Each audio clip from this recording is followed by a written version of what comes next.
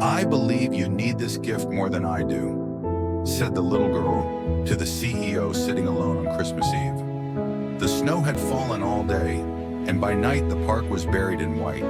Trees stood bare, their branches heavy with frost, and the walking paths disappeared beneath a soft, glistening blanket. Christmas lights flickered from lampposts, their colors muted by the fog of cold air. It was Christmas Eve, and the world was wrapped in warmth, except for one man. Ethan Maddox sat alone on a bench near the edge of the park, where the path curved around a frozen fountain. His dark coat was immaculate, his charcoal scarf tucked neatly beneath his collar.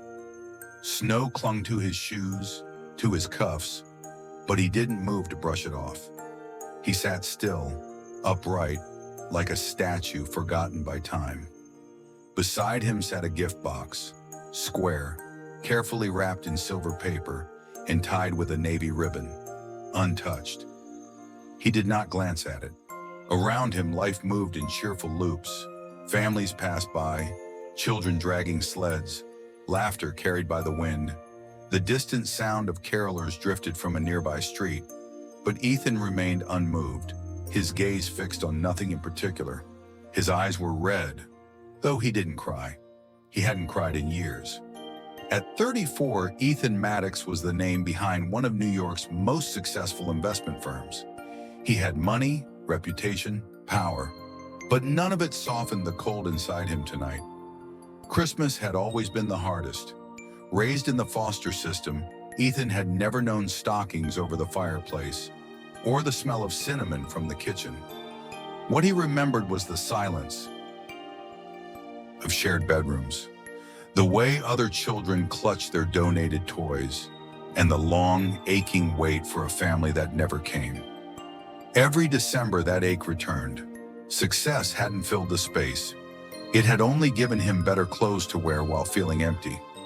He watched a young couple pass by, their toddler bundled in a puffy coat, squealing at the snow.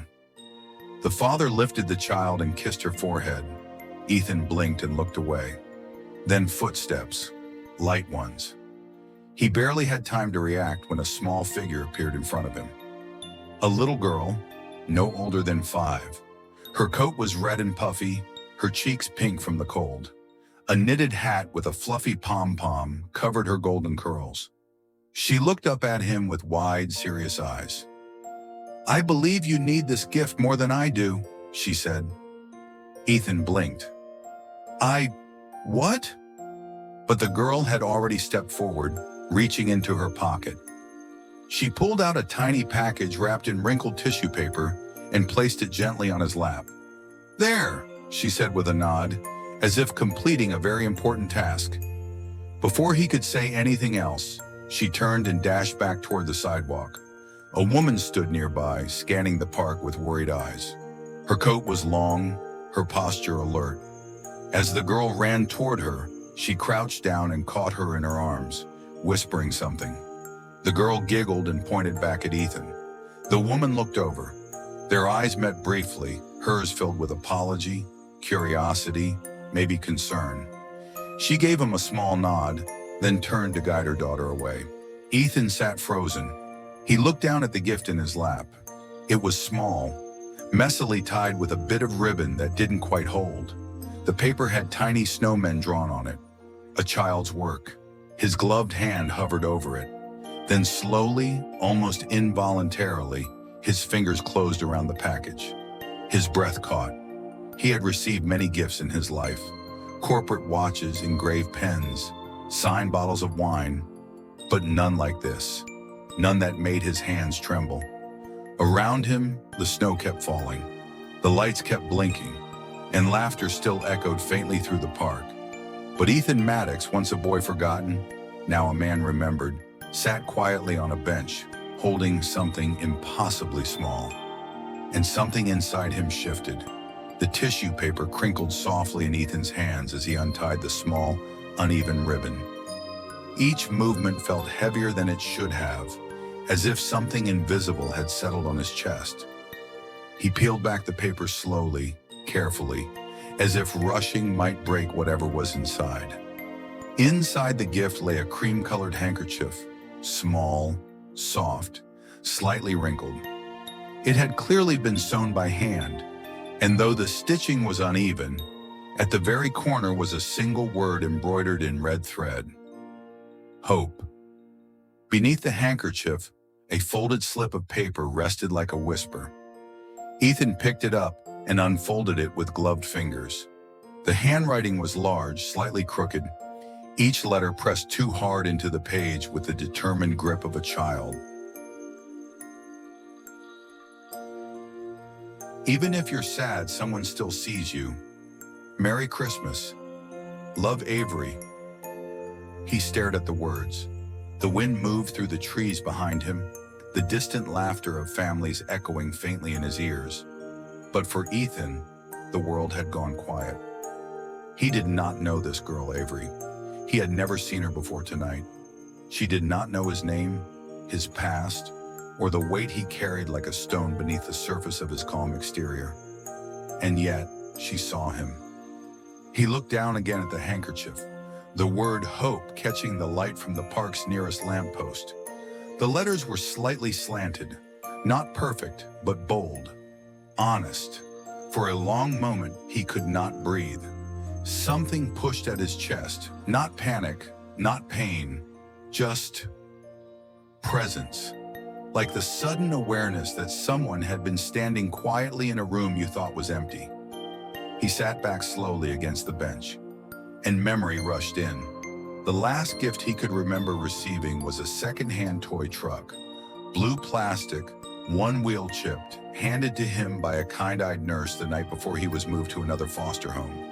He had thanked her too enthusiastically, even though he had known she had not picked it out herself. Still, he had held on to it like it was a promise. He lost that truck 3 months later. The family he stayed with had thrown it out during a cleaning day. They hadn't asked. He had not asked for it back.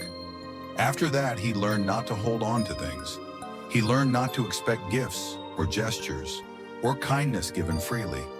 Life, especially for a child like he had been, quiet, reserved, not especially cute or clever, did not often offer such things. Until tonight, until this. A child he had never met had walked up to him without fear or hesitation and given him a gift. Something small, something handmade, something entirely hers. And she had looked him in the eye, not with pity, not with confusion, but with certainty. I believe you need this gift more than I do. The words came back to him, uninvited, and struck just as deeply the second time. Ethan looked out across the park, the snow still drifting lazily through the air, softening every edge of the world around him. His eyes scanned the path, searching for red. There, in the distance, moving slowly near the far end of the path, a small figure in a red coat walked hand in hand with a taller woman in a long wool coat. The golden pom-pom on her hat bounced lightly with each step. They were leaving the park. Ethan stood. He did not think. He simply moved. The handkerchief still gripped in one hand, the note folded carefully in the other. He stepped off the bench and onto the snow-dusted path, boots crunching softly beneath him. His breath fogged the air in front of his face as he walked, quickening his pace slightly, his eyes never leaving the pair ahead. He did not know what he was going to say. He only knew he had to say something. He had to see her again, not for answers. Not even for gratitude. Just to hold on to the single moment that had broken through a silence he had carried since boyhood. Someone had seen him, and for the first time in a very long time, he wanted to be seen again. The snow that night reminded him of another December, one etched so deeply into memory it never truly left. Ethan had been 9 years old. He was smaller than most boys his age. Thin arms, hollow cheeks, eyes too serious for someone who had barely lived a decade. The group home had been an old, creaky building that smelled of soup and floor wax, the radiators clicking loudly whenever the cold crept in. The staff tried. They weren't cruel, but they weren't family. And in December of 1995, Ethan had let himself hope, just once. A couple had come to visit. The Thompsons, late 30s, warm smiles, gentle voices. They spent the afternoon with him in the common room, watching as he carefully pieced together a puzzle on the carpet. The woman asked his favorite color. The man brought him a chocolate bar and asked if he liked dogs. They said they'd be back. They said they wanted to talk about adoption. They said they saw something special in him. That night, Ethan sat cross-legged on the floor of his shared bedroom, a blank sheet of paper in front of him, markers scattered at his side. He drew slowly, carefully, two stick figures holding hands with a smaller one between them. Above them, a crooked Christmas tree and uneven snowflakes filled the sky. He signed it, "To my new family. Love, Ethan." He folded it into a card and placed it on the nightstand beside his bed. The next morning, he wore the only button-up shirt he owned, too big, with sleeves he had to roll. He combed his hair flat with water and sat by the window in the waiting room. The snow started falling at noon. He waited until dinner. They never came. No call, no message, nothing. Later that evening, the director told him gently, "Sometimes families change their minds, as if that could soften the blow." Ethan didn't cry. He just went to bed, the card still in his hand, and stared out the window as snow fell, coating the world in silence. That was the day he learned. Promises could disappear. Love could be offered, then withdrawn. You could do everything right, smile, be polite, stay quiet, and still be left behind. After that, Ethan changed. He became quieter, harder. He stopped waiting by windows, stopped asking questions, stopped drawing cards. Eventually, he stopped hoping. Years passed. He aged out of the system, got into college on scholarship, built a business from the ground up, worked 20-hour days, outperformed everyone in the room, and it worked. By 34, he had everything success promised: a penthouse, tailored suits, sleek watches, a company with his name on the glass. But no matter how high he climbed, the boy by the window never left. He still saw him in late nights in his own reflection, in holiday seasons when joy filled the air, but none of it touched him. That small, invisible ache never fully faded. Not sharp, just constant, like a door inside him that never fully closed. And then came last night. The little girl in the red coat, the small gift wrapped in wrinkled tissue paper, the hand-sewn handkerchief stitched with the word hope. The note simple and devastating. Even if you're sad, someone still sees you. It cracks something inside him, quietly. No dramatic tears, just stillness. And in that stillness, he felt it, the weight of being seen, for the first time in years without having to earn it, without needing to prove anything. That was what undid him. Not the gesture itself, but the fact that it came freely, from someone who owed him nothing, from a child. This morning, the park looked different. The snow had stopped early, leaving a soft crust over the paths that crunched under his shoes. The crooked bench was still there. A few scattered footprints remained, already beginning to fade. Ethan stood before the bench, hands in his coat pockets, eyes searching the path. No red coat, no golden pom-pom hat, just the usual morning crowd. Early walkers, a jogger, an old man feeding birds that never came. He sat down slowly, the cold seeping through the wood into his bones. And he waited, not with expectation, not even with hope, but with something quieter, a need not to forget. He watched the path she had taken. He replayed her words. He held on to the memory like he had once held that folded card in his hand, the one he never got to give. This time, though, he would not let it be discarded. Not this time. Not her. The next afternoon, snow still blanketed the park, soft and undisturbed in patches. Ethan walked without purpose, hands in his coat pockets, thoughts spinning. He had told himself it was just a walk, But he knew why he was there. As he neared the path where the bench sat, he saw something new. A small folding table stood under a street lamp with a hand-drawn sign, "Free cookies and cocoa. Merry Christmas." Behind it stood a little girl in a red coat, carefully placing cookies into paper bags. Her hat with a fuzzy white pom-pom bobbed with each movement. Avery, beside her, was a woman, tall, honey blonde hair in a braid, wearing a gray coat, her posture composed, her eyes kind but tired.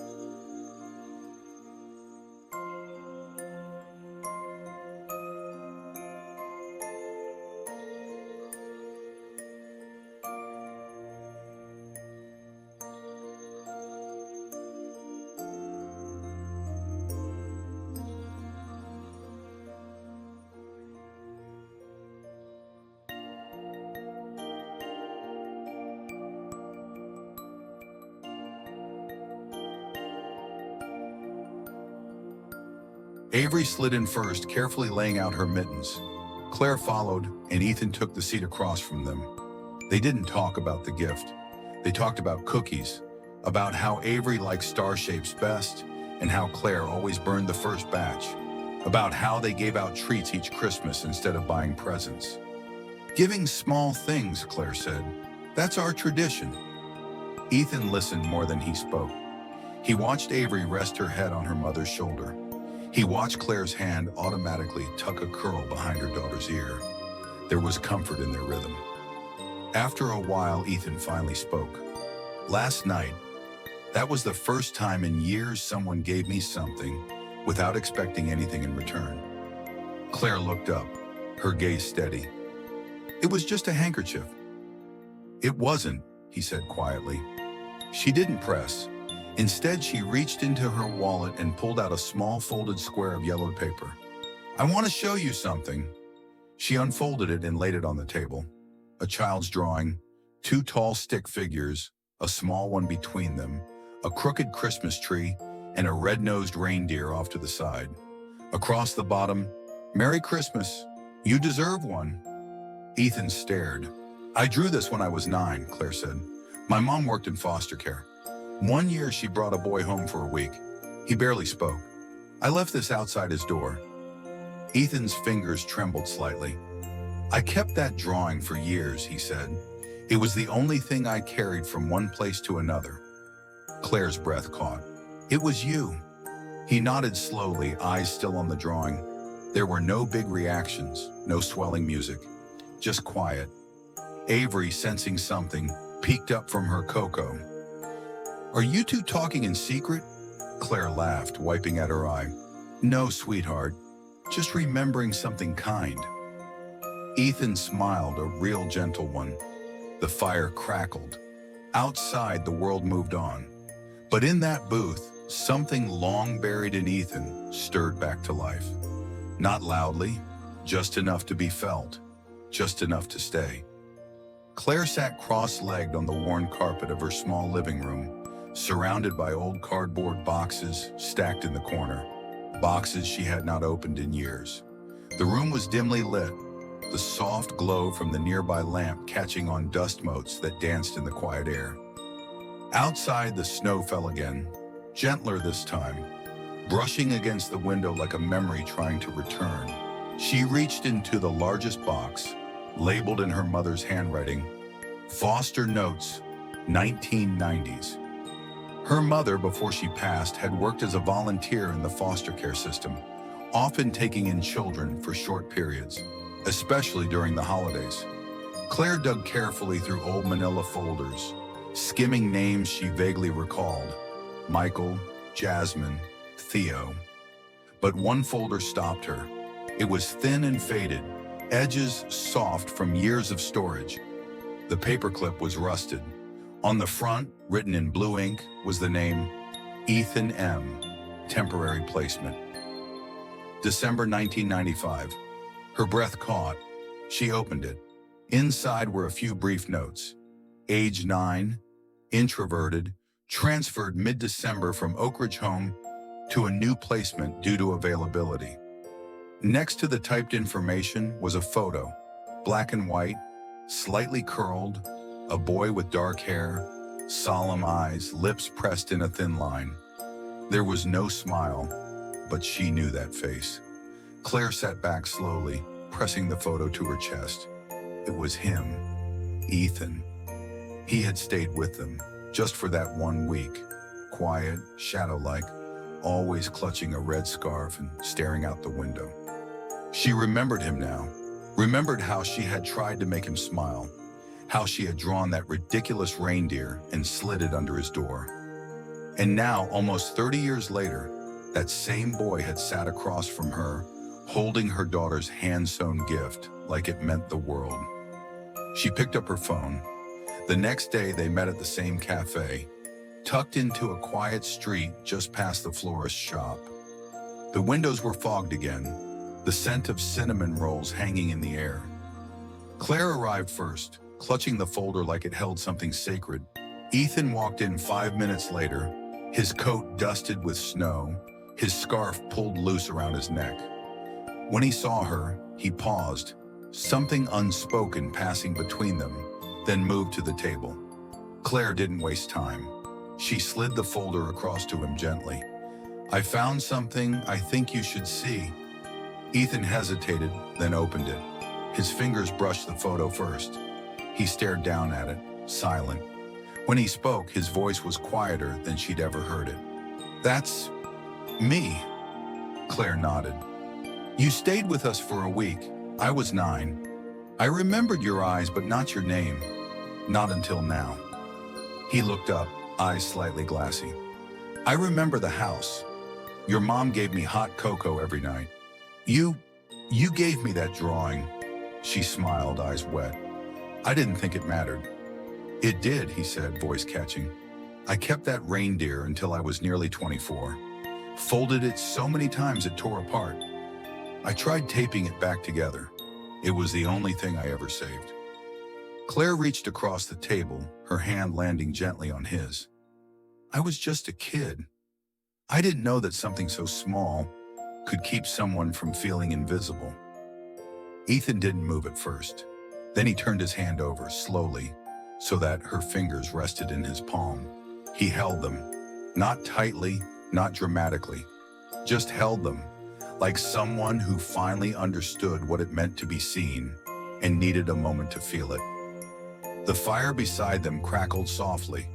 Claire's thumb moved once across his skin, a quiet motion, instinctive and kind. Neither spoke. They did not need to. For in that small cafe, surrounded by the ghosts of old winters and the warmth of something new, a man who had once been forgotten and a girl who once tried to help him remember what kindness felt like, sat together, not as strangers, not as guests of fate, but as two people rediscovering something fragile, something human, something whole. The community center still smelled faintly of paint and wood glue, its newly finished stage glowing under soft overhead lights. Claire stood at its edge, clipboard in hand, her blonde hair tied in a loose bun. Her eyes moved over the room, rows of folding chairs, half-sewn costumes, and children's scripts covered in doodles. This was her dream, a theater program for underprivileged kids, a place where stories could heal, where children without stages in life could find a spotlight. She had poured herself into it, workshops, rehearsals, grants, every inch of energy stitched into this space. Then came the blog post, anonymous, calmly worded, vicious. Is Claire Everett's play really hers? It asked. The piece accused her of copying a forgotten children's play, implying she'd repackaged it under the guise of charity. It was full of cropped quotes and timelines that made just enough sense to sow doubt. By afternoon, 2 sponsors had emailed her. Pending review, we will pause all funding. We regret to inform you. Claire sat alone on the tiny stage she had built, reading those words. She didn't reply, didn't argue online, didn't defend herself in the comments. Instead, she stayed late at the center, restapling scripts, sorting crayons, wiping glitter from windowsills. If the story mattered, she told herself, it would survive this. The next day, she picked Avery up from school. Her daughter sat quiet in the back seat, hugging a sketch pad tightly. At home, Avery went straight to her room. Later, Claire found her at the kitchen table, crayons scattered everywhere. On the page was a colorful drawing, 3 children on stage beneath a big yellow sun. In the center of the sun was one word, in big letters, Mom. Claire sat beside her. Avery didn't look up. Some kids at school said their parents saw stuff online. About your play. Claire swallowed hard. They said you stole it, Avery added. But I told them you didn't. You don't even take extra ketchup from restaurants. Claire let out a breath, part laughter, part ache. I made this, Avery said, pointing to the sun. Because you're the light, Mommy. You help things grow, even when people are mean. Claire pulled her into her arms. That night, after Avery fell asleep, Claire cried, quietly. 2 days later, Ethan stepped out of a black car in front of his firm's legal office. He had seen the blog post, and then he had watched everything Claire didn't say. The silence, the grace, the quiet strength. He didn't ask permission. He just handed the case to his legal team. Defend her. Not because she asked, because it's right. By the next morning, a statement was issued under Ethan's name. It included copyright records, dated script drafts from over a year ago, volunteer testimonies, and emails with educators. The anonymous blogger's identity was quietly revealed. A former collaborator Claire had let go after multiple boundary violations. A cease and desist letter followed. So did an apology from one of the sponsors. By week's end, Claire's funding was restored, with interest. She didn't hear it from Ethan. A colleague called her mid-morning. Did you see what Ethan Maddox did? Claire stared at her screen, hands trembling. She called him. He answered on the second ring. You did something, she said. I did what anyone should, Ethan replied. For someone who deserves better. She was quiet, then almost whispering, I'm not used to being protected. He paused. I used to say that too, he said, but no one should get used to being alone. Her eyes filled again, but this time the tears came not from fear or exhaustion. They came from something else. The quiet, life-altering relief of being seen and believed without ever having to ask. The email came on a quiet Wednesday morning. Claire was sitting at her small kitchen table, still in her oversized sweater, a half-drunk cup of tea going cold beside her laptop. She clicked into her inbox, expecting nothing more than a few community center updates until she saw the subject line. RE, Children's Theater Program. Formal apology and reinstatement of support. Her breath caught. She opened it. The message was polite, professional, but clear. The organization had reviewed all evidence, acknowledged the false nature of the claims, and expressed deep regret for their premature withdrawal of support. They offered not only to restore their original sponsorship, but to increase it, along with promotional backing for the program's winter showcase. Claire read the email twice, then a third time. Her hands trembled slightly as she reached for her tea. Outside, snow flurried lightly against the windows.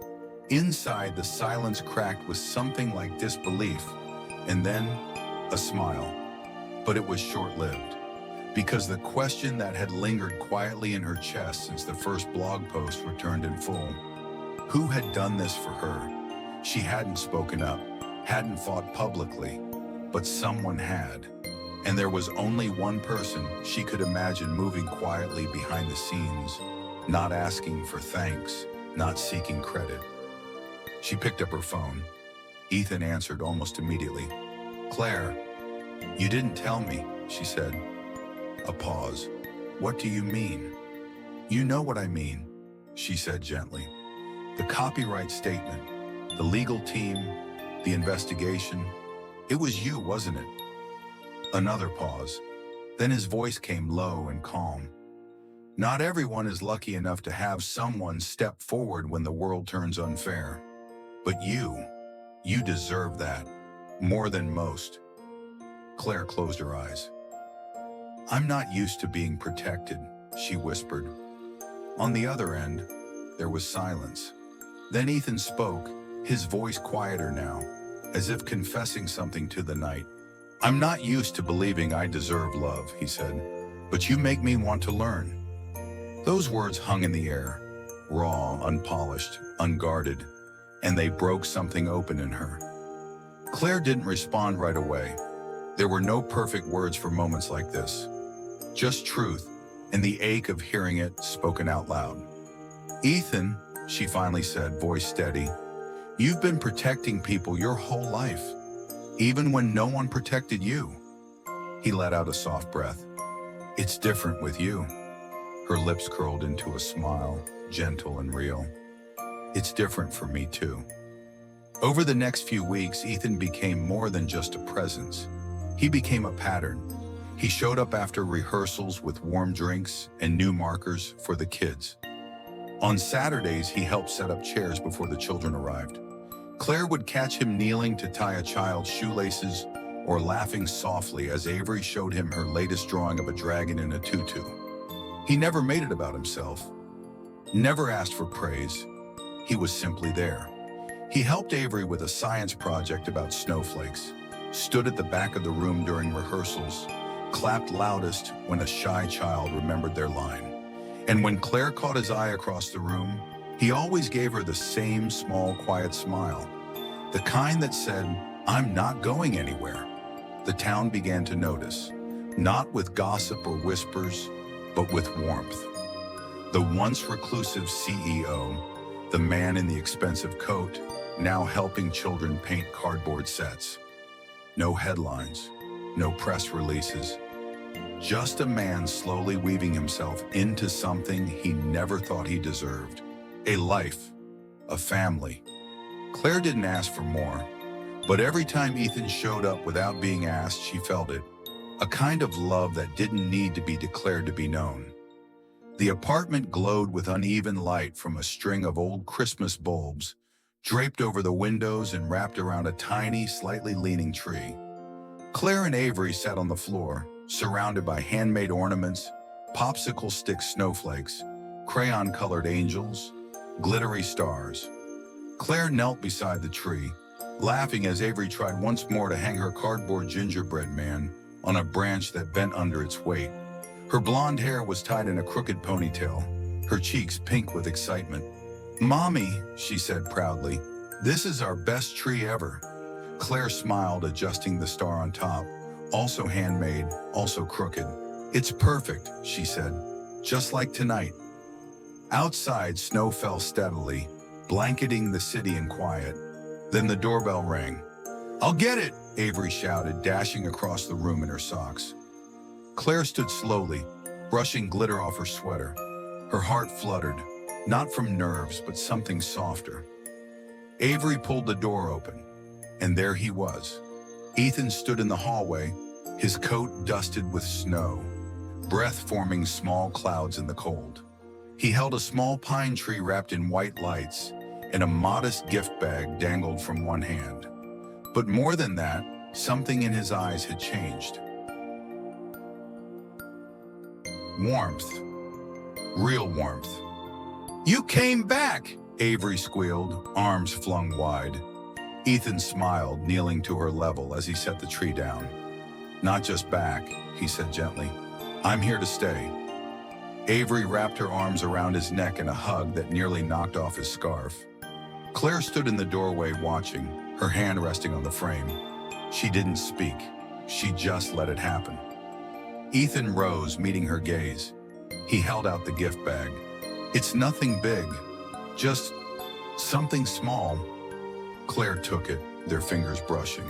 She smiled. Come in. We're just finishing up. Later, the three of them sat on the couch, cocoa in hand, a soft Christmas playlist playing in the background. Avery was nestled between them under a red fleece blanket with white snowflakes. The new tree stood beside the old one, both glowing with mismatched lights. Ethan rested his hand gently on Avery's shoulder. Claire leaned into his other side, her head resting against him, golden hair brushing his sleeve. Outside, snow fell. Inside, peace settled. Not the kind that ends stories, but the kind that says something new has begun. Ethan looked down at Avery, already half asleep, cocoa untouched, one sock slipping from her foot. He let out a soft laugh, then glanced at Claire. She smiled back, tired, but whole. In the quiet, Ethan whispered the words that had stayed with him since that night on the bench. I believe you were right. Claire raised her head. I needed that gift more than anyone. Her eyes glistened. She didn't hide it. She reached for his hand and laced her fingers with his. No grand promises, no speeches, just presence, just staying. There, on a well-worn couch, under the warm glow of imperfect lights, sat three people. Not perfect, but together. A woman who gave without asking, a child who gave without fear, and a man who once believed he was meant to be alone. Now he knew better. He belonged. They all did. A family not by name, not yet, but by everything that mattered more. And in that quiet room, on Christmas Eve, something found its way home. If this story touched your heart, even just for a moment, we invite you to stay connected with us. We believe in the quiet power of kindness, healing, and the unexpected families we find along the way. If you felt something in Ethan, Claire, or little Avery, please consider subscribing to our channel. Your support helps us